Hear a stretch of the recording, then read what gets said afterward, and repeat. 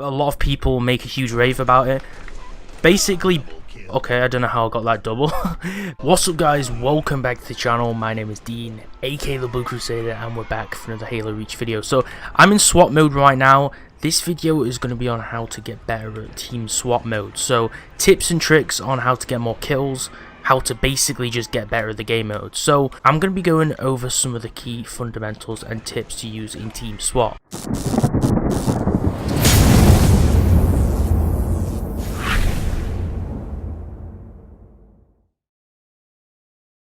So we're on an indoor map right now on Team SWAT mode, and what I want to say first of all is we're just going to jump straight into it. So first of all, on SWAT, this is my warm-up game. On SWAT, your crosshair should be in the center, okay?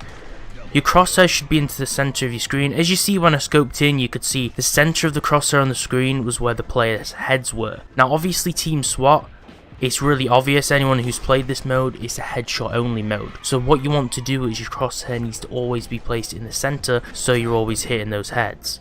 Now one thing about Halo is you'll see if someone shoots me in the body or shoots me anywhere, I'll actually be knocked out of my crosshair, okay? So that means that I have no chance to shoot anyone in the head or basically anywhere. So even if they miss your head, the enemies will knock you out of your scope. So it's important, one thing, when you're playing close range in SWAT mode, you don't need to use your scope at all, okay?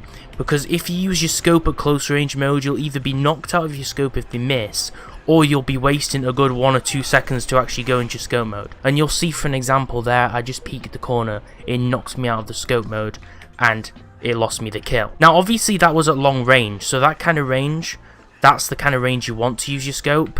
But you want to scope in before you peek the angle, and you want to try your best to peek the angle before the enemy does first. So one thing is sprinting, okay? So on Team SWAT mode we don't have loadouts. The factors in the game mode are slightly different from normal Slayer, and a lot of modifiers are changed. So there's less bloom in the game, there's no radars, and the only weapons you have are the SWAT and Magnum.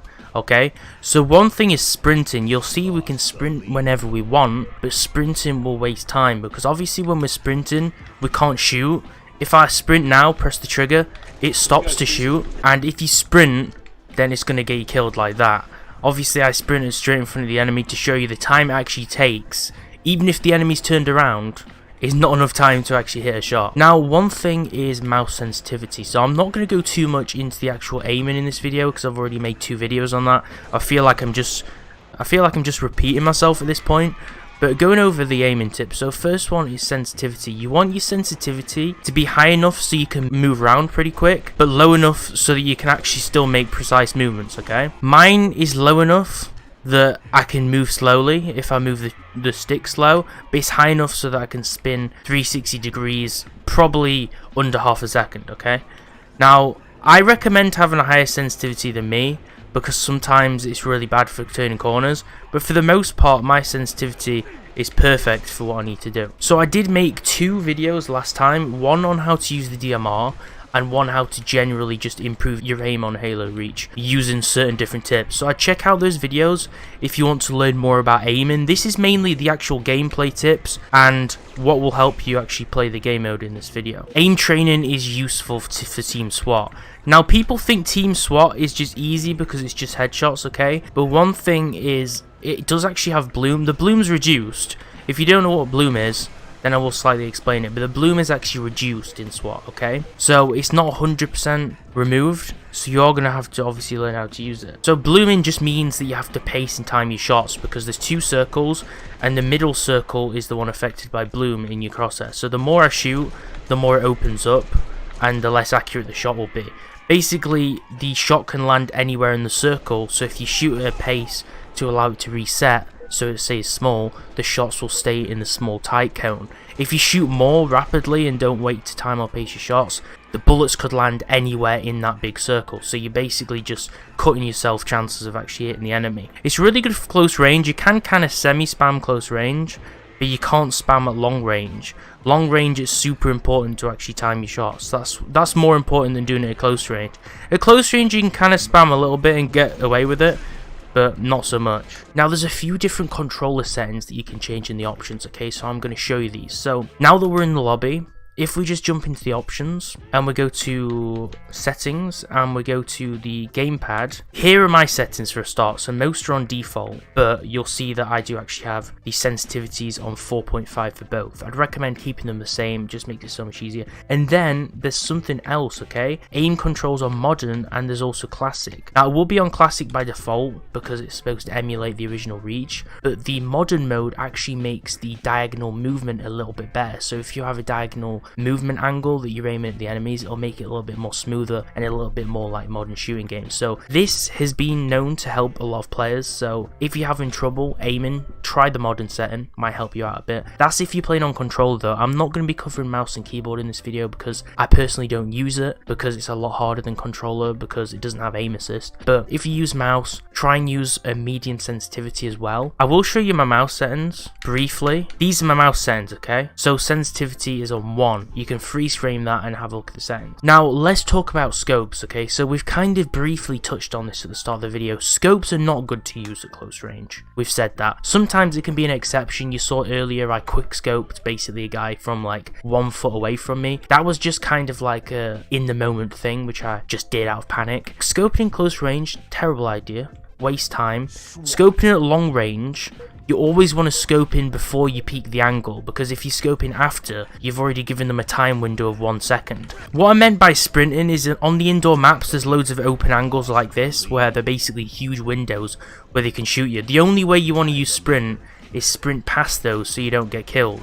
Don't use sprint in other circumstances or situations, only use them to sprint past these gaps, and then when you get past the gaps, stop and aim, because that's going to be the time you're going to need to shoot someone. Now jumping can get you killed, okay? Just the same as peeking, jumping can get you killed, because to jump it takes like half a second, and it means that your crosshair is going to be different than if you're on the ground, okay? If I'm on the ground and jump, my crosshair raises, so I have to obviously compensate it by changing my vertical adjustment on my crosshair. So when you jump, you're gonna have to move your crosshair to actually adjust for the shot, okay? And also, if I jump around this corner, maybe there's a guy here who might kill me. Oh no, he's facing the other way, okay? But when you jump, basically, it makes it a lot harder to kill people. Now you'll see I just got a 4 kill in a row. I just got a killing spree, because obviously the enemies, I took them by surprise. So we don't have a radar, but always focus on SWAT mode on listen to the sounds. If you see one enemy, try not to shoot him until he leads you to the group of enemies. If he leads you to the group of the enemies, then you can literally take out a whole squad of 3 or 4 like I just did there. I just got another triple kill as well. So that's just an example of what you can do if you lead your shots, time your peaks, and pace your shots. Sometimes learning some jumping glitches can be useful. There's something called, I think it's butter hopping. I personally don't know how to use it, but a lot of people make a huge rave about it. Basically, okay, I don't know how I got that double. Basically, butter hopping's where you glitch the head hitbox, okay? It's where you kind of use exploits to your advantage to hop and crouch rapidly in midair, and it shifts your head hitbox, so it makes you harder to hit in midair. So you might want to consider learning some jump glitches maybe, and they can also be beneficial in squat, but try not to abuse them or overuse them, because sometimes they can actually get you killed. Okay, that's another triple. Always make sure in these maps you get the high ground, because you can shoot people who are down here. There's a lot of time people are actually sprinting down here that we can shoot, but don't peek too long, because if you peek at the windows, it can actually get you killed. So now we're on a killing spree, okay? Run past the angles like I said before. Drop another person. Don't peek until we've reloaded.